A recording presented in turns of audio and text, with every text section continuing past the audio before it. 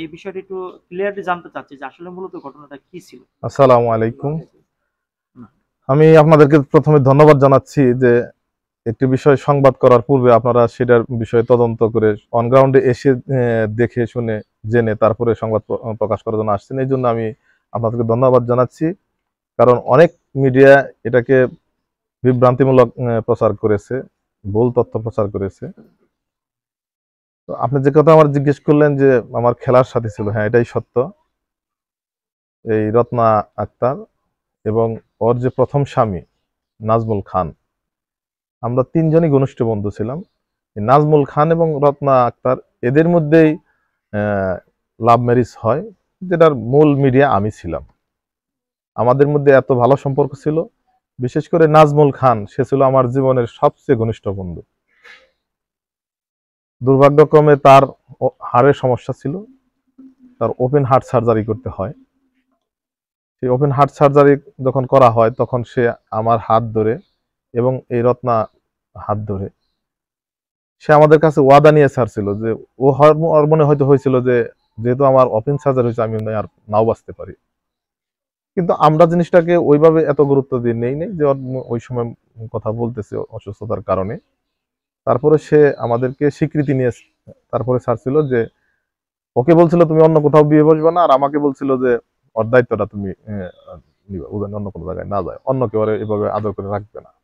ওর বিশ্বাস ছিল যে আমাদের যে এত ঘনিষ্ঠতা, আমরা একসাথে চলছি, যে এই রত্না আমার কাছে থাকলে সে ও যে ওকে ভালোবাসে, যেভাবে যত্ন করে রাখে ও সেই যত্ন পাবে, এটা ওর বিশ্বাস ছিল হয়তো। এই জন্য সেইভাবে আমাদের কাছে ওয়াদা নিয়ে তারপরে ছাড়ছিল। পরবর্তীতে সে সুস্থ হয়ে ফিরে আসে এবং তার জীবদ্দশায় আমি বিয়ে করি। আমি মির্জাপুর গুরাইলের সিদ্দিক হোসেনের বড় মেয়েকে আমি বিয়ে করি 2003 সালে। এবং 2003 সালের 26শে মার্চ বানাইল বিদ্যালয়ের মাঠে বানাইল সাথী সমাজ সংঘ কর্তৃক আয়োজিত ক্রীড়া অনুষ্ঠানে সে খুব জিদি ছিল, ভয় কম ছিল। 400 মিটার একটি দৌড় দেয়, সেই দেওয়ার পরে তার বুকে হালকা ব্যথা শুরু হলে পরের দিন 27শে মার্চ সে মোটরসাইকেল নিয়ে পাকুল্লা যায়। পাকুল্লা থেকে এসে তার ঘরে ঢুকতেই ঘরের দরজার উপরে এসে পড়ে যায়। ওখানে তার মায়ের কোলেই তার শেষ নিঃশ্বাস ত্যাগ করে। আমি তখন বগুড়া ক্যান্টনমেন্টে 21 বিতে চাকরিরত অবস্থায় ছিলাম। আমি বাস্কেটবল প্লেয়ার ছিলাম আর্মিতে। আমি বাস্কেটবল খেলার জন্য 6 ক্যাভেলারিতে অ্যাটাচ ছিলাম, যার কারণে ওই সময় মোবাইলের এত যোগাযোগ না থাকার কারণে আমি সংবাদটা পাই নাই। আমি পরের বৃহস্পতিবারে 3 দিন পর আমি যখন নাইট পাসে আসি, আসার পরে আমি মির্জাপুরে আমার দাদা শ্বশুর আমাকে বলে তোমার সেই বোন তো মারা গেছে। আমি শোনার পরে সেখানে আমার ফুফা শ্বশুরের মোটরসাইকেলটা নিয়ে আমি চলে আসি সোজা। আসার পরে আমার ওই ফুবু, ওই নাজমলের মা, আমার মোটরসাইকেল থেকে মোটরসাইকেল সামনে সোজা শুয়ে পড়ছে। আমি একজন আর আইসি, আবার তুই মোটরসাইকেল চালাইতেছস, এই মোটরসাইকেল নাজমুলে খাইছে। ওনার ধারণা ছিল যে মোটরসাইকেল চালানোর কারণে মারা গেছে। যাই হোক, সে অনেক দিন এই শোক বয়ে চলছি। যখন দীর্ঘ 1 বছর আর এই বিয়ে নিয়ে কোনো কথা হয়নি, এই ওয়াদা নিয়ে কোনো কথা হয়নি, তারপরে যখন ওর সাথে আলোচনা করি তখন সে বলছে যে আমার এই ছেলে বড় না হওয়া পর্যন্ত, যতক্ষণ পর্যন্ত নিজের পায়ে না দাঁড়াবে তখন পর্যন্ত আমি, ও ওয়াদা করেছে ঠিক আছে, এই সিদ্ধান্তে কোনো যাবো না। আমিও চিন্তা করলাম, আমি তখন সেনাবাহিনীতে চাকরি করি, সেনাবাহিনীতে চাকরি করা অবস্থায় তো 2 বিয়ে করা সম্ভব না। আমিও বিয়ে করে ফেলেছি। এটা নিয়ে অনেক একটা, ওদের দুজনের সম্পর্ক আমার প্রথম স্ত্রী আর এই রত্নাকর, তখন তো ওর সাথে আমার বিয়ে হয় নাই, আপন বোনের চেয়ে ঘনিষ্ঠ সম্পর্ক। একজন আরেকজনের সাথে সব জিনিস ভাগাভাগি করে নেয়। ও যদি বাজারে যে কিছু কিনে ওর জন্য আনে, ও বাজারে যে কিছু কিনলে ওর জন্য আনে, এরকম ওর সাথেও সম্পর্ক।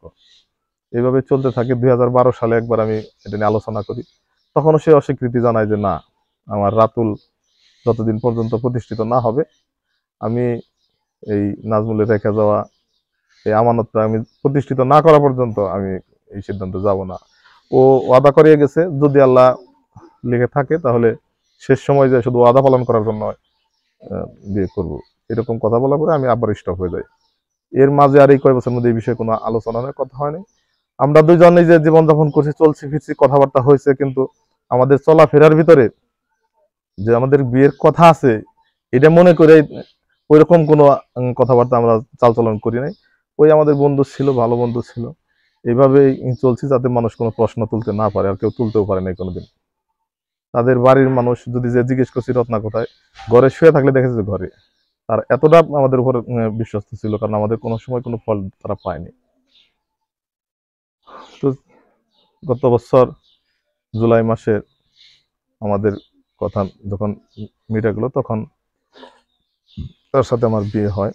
কিন্তু পারিবারিকভাবে সবাই সম্মত। এই কথা যদি জিজ্ঞেস করেন যে আসলে আমার 2টা ছেলে 2টা মেয়ে আছে, বউ আছে, দুই পরিবারে কোনো পরিবারই এটা সহজভাবে এটা গ্রহণ করবে না, এটা আমরা বুঝতে পারছি। আর আমি চেয়ারম্যান, দেখেন আমার ওই ওয়াদাটা, মানুষের মৃত্যুর আগে ওয়াদা, যখন দুঃসময় ওয়াদা করছি, সেই ওয়াদাটা রক্ষা করার ক্ষেত্রে আমার একটা ইমানি চেতনা ভিতরে আসছে যে এই কথাটা যদি আমি রক্ষা না করি মানুষ, তাহলে আমার কাছে কোনো অপরাধ মনে হয়েছে।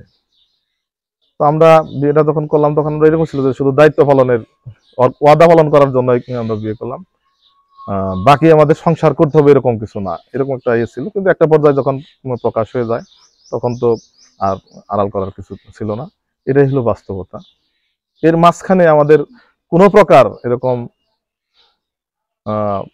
যে অন্য ধরনের রিলেশনশিপ বা সন্দেহ করার মতো কোনো কিছু, এরকম কোনো কিছুই ঘটেনি। মানুষ বলে প্রক্রিয়া, কিন্তু আসলে তো এটা কি প্রক্রিয়া যে আমরা এই ওয়াদা ছিল সেটার দায়িত্বটা পালন করলাম। আমি চেয়ারম্যান হয়ে আমি আমার কি মানুষ যে দ্বিতীয় বিয়ে করছি অনেক বদনাম করছে, আমার অনেক প্রেস্টিজের অনেক হানি হয়েছে। তারপরেও কিন্তু আমি এই দুনিয়ার এই যে রীতিনীতির চেয়ে আমি আল্লাহর বিধানকে প্রাধান্য দিয়েছি। আল্লাহ পাকের বিধানের আমার মান সম্মান হানি হবে, এই জন্য আল্লাহর বিধানকে তুচ্ছ করে আমি আমার ওয়াদাটা ভঙ্গ করবো, আমি এটা চাইনি। আমি আল্লাহর বিধানকে প্রাধান্য দিয়েছি। তো আমাদের বিয়ে হয়েছে প্রায় 1 বছর হয়ে গেল, আমরা সংসার করতেছিলাম। রত্না স্ত্রী হিসেবে বর্তমান যুগে আর দ্বিতীয় কাউকে পাওয়া যাবে কিনা, আমি মোটরসাইকেল নিয়ে যদি বাড়িতে আসে যে সামনে দাঁড়াইছে, আমাকে নামতে দেয় নাই। কথাগুলো মিডিয়াতে বলার মতো না, তারপর আমি আজকে বলতেছি যেহেতু ভিন্নভাবে সংবাদ প্রকাশ হয়েছে। আমাকে চেয়ারম্যান সাহেব থামেন থামেন থামেন, আমি আসতেছি, আপনাকে রিসিপশন করব, এরকম আচরণ করতো। আমি জুতা যদি একা পায়ে দিয়ে ফেলতাম অফিসে যাওয়ার জন্য, জুতাটা এনে খুইলাম, মুইছে, আবার নিজে পাও দিয়ে দিত। আমি রাত্রে সারাদিন কাজকর্ম হচ্ছে, রাত্রে ঘুমাইতাম। ওর ঘুম কম ছিল, ওর একটু থাইরয়েড ছিল, এজি ছিল, দীর্ঘদিন স্বামী ছাড়া, অল্প বয়সে থেকে সে 20 বছর বয়স থেকে 21 বছর তার স্বামী নেই, বিভিন্ন রোগে সে আক্রান্ত ছিল। প্রেসক্রিপশন অনুযায়ী তার প্রতিদিন কমপক্ষে 10টা ট্যাবলেট খাওয়া লাগতো। 3টা ঘুমের ট্যাবলেট না খেলে তার ঘুম আসতো না, এই অবস্থা তার ছিল। তো ও ঘুম কম হইতো, আমি ঘুমাইতাম, যখন হাত দিয়ে দেখতো আমি শরীর ঘেমে গেছে, তখন ওই রাত্রিবেলায় আমার শরীর মুছে দিত। আমি ফজরের নামাজে ওযু করতে করতে সে আমার জন্য, আমি ফ্রিজে আপনাদের ভিডিও দেখাইলে বুঝতে পারেন, যেদিন চলে গেছে সেদিনও আমার জন্য কাঁচা আমের জুস বানিয়ে ফ্রিজে রেখে গেছে। কাজু বাদাম, কাঠবাদাম, ছোলা, চেনা বাদাম, কিশমিশ, খেজুর, এই খাবারগুলো আমার ওযু করতে করতে সে রেডি করে রাখতো। এক কথায় আমরা বলতে পারি দায়িত্বশীল একজন স্ত্রী হ্যাঁ, তিনি ছিলেন। এই যে দায়িত্বশীল একজন স্ত্রী ছিলেন, আপনার সাথে যে সংসার জীবনটা তার যে কতদিন হয়েছে, এই কয়েকদিনের ভিতরে আপনি তার জন্য অনেক প্রশংসা করছিলেন। আমরা জানি যে আমাদের সমাজে সাধারণতভাবে দ্বিতীয় স্ত্রী অর্থাৎ দ্বিতীয় আমরা যদি বলতে চাই যে সতীন যেটাকে বলে, এটা সহজে কেউ মানতে চায় না। সুখী পরিবারটা খুবই কমই হয়, দ্বিতীয় বিয়ে তৃতীয় বিয়ে করলে সুখী পরিবারটা খুবই কমই হয়। কিন্তু আপনি যেভাবে বলছিলেন যে আপনারা অনেক হ্যাপি ছিলেন, অনেক খুশি ছিলেন, এই খুশির মধ্য থেকে আসলে এত বড় একটি ঘটনা ঘটার কারণটা আমরা প্রথমে জানতে চাচ্ছি। কারণ আপনার এই ভালোবাসার হিস্ট্রিটা অনেক বড়। এমন কি ঘটনা ঘটলো যে ঘটনার দরুন ঘটনাটি রত্না যেটা ঘটালো সেটা আপনার বাড়িতে না ঘটাইয়া সে টাঙ্গাইল যে তার চাচাতো বোনের বাসায় যে সেই এই ঘটনাটা ঘটাইলো, এইটুকু যদি আপনি আমাদেরকে একটু শেয়ার করতেন। সকালবেলায় আমি যখন এই বাড়ি থেকে তার কাছ থেকে বিদায় নিয়ে যাই, তখন সে আমার সাথে পাশ দিয়েই আমার পশ্চিম পাড়া পর্যন্ত আমার সাথে হেঁটে গেছে, আমার হাত ধরে হেঁটে গেছে। যাওয়ার পর ওর বড় চাচার সাথে দেখা হয়েছে, কথা হয়েছে। ও ওইখানে একটা বাড়িতে কাপড় বিক্রি করে, সেখান থেকে 2টা 3 পিসও কিনছে, এবং তাদের বলছে 3 পিসটা কাইটেন না, 3 পিস আমি বানাবো। আর আমাকে যখন 2টা 18 থেকে 25 এরকম হবে, এই সময় 2টা কল লিস্ট আমি পাইছি পরে চেক দিয়ে, যে এই সময়ের ভিতর সে আমার ফোন দিয়ে বলছে, চেয়ারম্যান সাহেব আজকে তোমার একটু অবাধ্য হবো। কি কি অবাধ্য হবে যে আমি 2 ঘন্টার জন্য একটু পাকুলে যাবো, আমার সেলাই মেশিনটা সারতে দিয়েছিলাম, ওটা নিয়ে আসবো, আমার কাপড় বানাইতে হবে। এইটুকু হলো আমার ওর সাথে শেষ কথা। আমি বলছি ঠিক আছে যাও, চলে আসো তাড়াতাড়ি। এটাই শেষ কথা হয়েছে।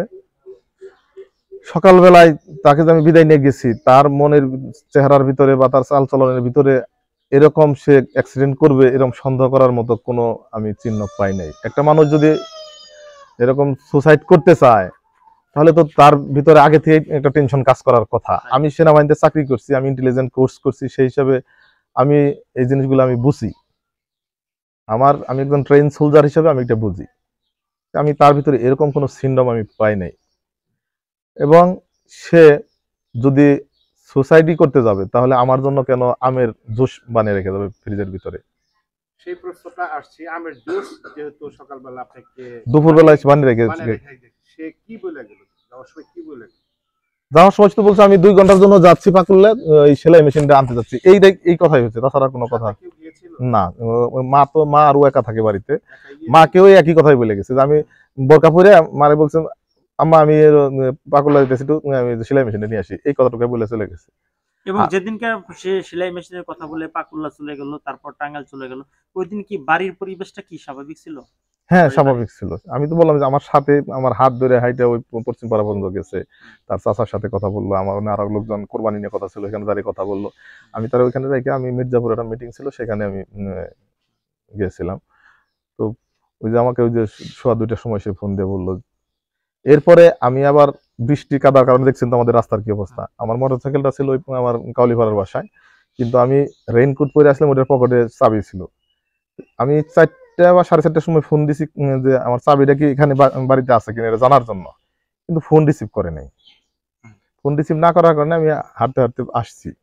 বাড়িতে আসার পরে দেখি যে আমার কোনো জায়গায় চাবি পাই না। পরে বারান্দায় এসে যে তারের উপরে যখন দেখি যে রেইনকোট ঢোকা দিয়েছে, ওটার পকেটের মধ্যে চাবি চাবি পাইছি। মার সাথে কথা বললাম, ড্রয়ার খুলছি, দেখি যে মোবাইলটা ড্রয়ারের ভিতরে রেখে গেছে। 2টা মোবাইল, একটা মোবাইল ড্রয়ারের উপরে রেখে গেছে। আমার মোবাইলটা আবার তার আগের দিন বৃষ্টিতে রাত্রে ওই যে রেইনকোটের পকেটে পানি ঢুকে ডিসপ্লে চলে গেছে। আমি কোনো নাম্বারও খুঁজে পাইতেছি না। আমি একটা বাটন ফোনের মধ্যে ওই সিমটা ঢুকিয়ে নিচ্ছি। ওর মোবাইল দিয়ে আমি পাকুল্লাতে ওর মোবাইলে নাম্বার সেভ করা আছে, যেখানে বাসায় ছিলাম পাকুলে, ওখানে ফোন দিচ্ছি রত্না গেছে কিনা, বলছেন না। তখন তো আমি মনের ভিতরে গেল পাকুল্লে গেল, ওই বাড়িতে রেখে আছে মেশিন, মেশিন আনতে গেলাম। আমি ফোন দিচ্ছি টাঙ্গাইল ওই যে পলিকে, কারণ ও মাঝে মাঝেই ওই পলির ওখানে যায়, ওর বান্ধবীর মতো আপন চাচাতো বোনের একই ক্লাসে পড়ছে, ওই ওখানে যায়। কিছু হলে আমি একদিন অনুযায়ী থেকে আসি, পলির সাথে থাকলে কথাবার্তা বলে ভালো লাগে।